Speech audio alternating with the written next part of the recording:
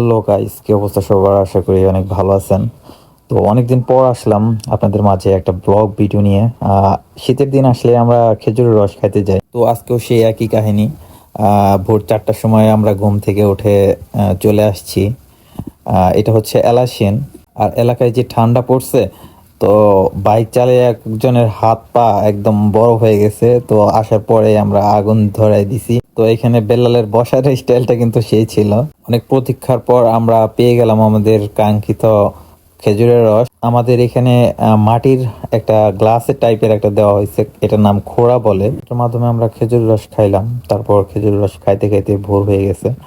তো চারদিকে কুয়াশা আছে, অনেক দেখা যাচ্ছে না। যদি খেজুর রস কিছু বেঁচে যায়, তাহলে যারা খেজুর রস বিক্রি করে তারা এখানে খেজুর রসটাকে জাল দিয়ে গুড় বানায়। আর এখানেই কিন্তু খাঁটি খেজুরের গুড় পাওয়া যায়। তো রস খাওয়ার পর আমরা এখন চলে যাব। আমরা সবাই চলে যাচ্ছি এখন। আমরা সবাই শীতের সকালে তো বাহিরে বের হই না, কিন্তু শীতের সকালের যে মৌসুমটা, মানে সূর্যোদয়টা, এটা অনেক সুন্দর। তো এটা আজকে আমরা দেখছি। রাস্তায় সুন্দর একটা সানরাইজ দেখার জন্য আমরা দাঁড়াইছিলাম। তো এখানে দাঁড়ানোর পর আমরা কিছুটা পাগলামি করি। জিহাদ বাইক নিয়ে পাগলামি করতেছে। এখানে ওর বাইক রাইখা আমাদের বাইক নিয়ে হুইলি মারতেছে।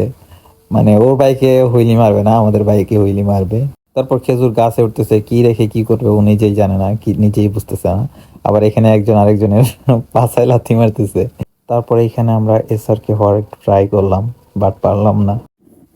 সবকিছুর মধ্যে এই ওয়েদারটা অনেক মিস করব। এই ওয়েদারটা অনেক সুন্দর ছিল, যেটা ভোলার মতো নয়। অনেকক্ষণ পাগলামি করার পর এখন আবার বাইক স্টার্ট দিলাম, চলে আসলাম আমাদের এলাকায়। তো আজকে এই পর্যন্তই, দেখা হবে আবার ইনশাআল্লাহ।